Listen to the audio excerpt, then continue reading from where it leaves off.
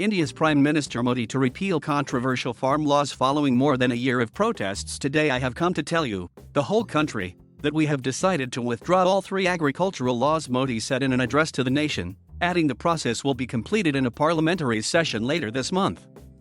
Modi acknowledged the importance of farmers and the challenges they have faced. He said it was a priority issue for his ruling Bharatiya Janata Party. In this great campaign to improve the condition of the farmers, 3 agricultural laws were brought in the country, Modi said. This law was brought in with good intentions, he continued, adding that despite its efforts, the government was unable to make them understand the importance of the agricultural laws. National Vice President of the Jai Kisan Andolan Farmers Group, Deepak Lamba, said Modi's announcement can be seen as a huge victory for farmers, but added the government has repealed the laws for political compulsions. The government has taken this step, keeping in mind upcoming elections, he said.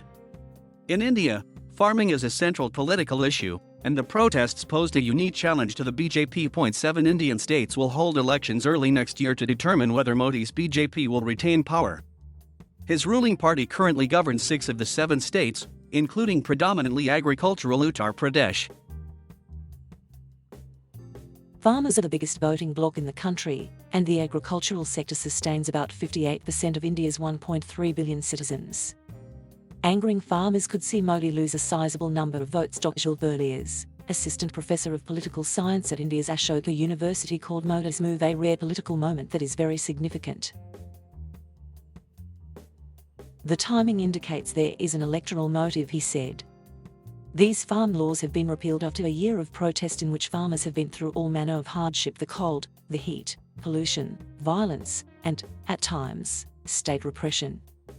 Modi's announcement came on Gurpurab, the birth anniversary of the founder of the Sikh faith, Guru Nanak.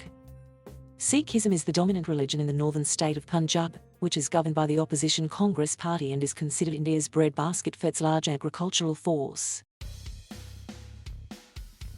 However, some farmer groups vowed to maintain the pressure. The protests will not be withdrawn immediately, Indian Farmers Union leader Rakesh Tikate wrote on Twitter. We will wait for the day when agricultural laws will be repealed in Parliament. The Samyukt Kisan Morcha Farmers Group welcomed the repeal of what they described as anti-farmer, pro-corporate black laws in a statement Friday, but said it would also wait for the announcement to take effect in Parliament. If this happens, it will be a historic victory of the 1-year-long farmers' struggle in India, the group said. For more than a year, Indian farmers have fought the 3 laws, which they said leave them open to exploitation by large corporations and could destroy their livelihoods. The laws, which were passed last September, loosened rules around the sale and pricing of produce that have protected farmers from an unregulated free market for decades. Under the previous laws, farmers had to sell their goods at auction at their state's agricultural produce market committee, where they were guaranteed to receive at least the government-agreed minimum price.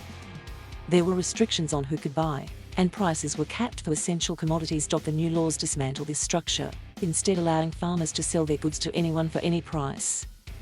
The government said the reforms were needed to modernise the country's agricultural industry, but many farmers argued they would allow large corporations to drive prices down. In mid-January, India's Supreme Court temporarily suspended the laws. But Modi failed to quell the protests, with some farmers vowing not to leave until the laws were fully repealed. According to Berliers from Ashoka University, it would be difficult for Modi to sell as a benevolent gesture. The decision was also likely to anger some of the Prime Minister's supporters, he added. They're not used to seeing their leaders backtrack on policy decisions, Berliers said. Thank you for watching. Please subscribe.